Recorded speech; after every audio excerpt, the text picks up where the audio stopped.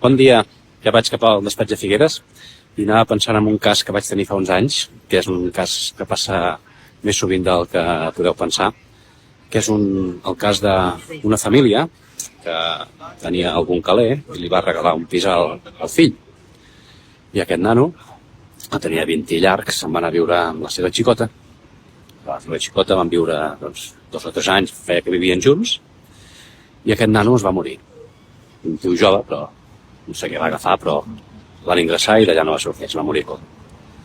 Llavors, què passa? Que no havia fet testament, ni havia fet res, l'hereva, del pis aquest que li havien regalat els pares, no eren els pares, ni els fills, perquè no hi havia fills. Era la parella, la nòvia, que feia més de 2 anys que vivien junts. Llavors, ja va.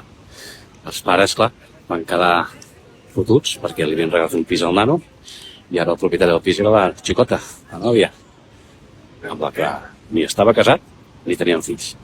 Però com que la llei catalana estableix que les parelles de fet tenen els mateixos drets i els matrimonis, s'aplica la successió intestada al no haver-hi testament i hereda la filla de la nòvia.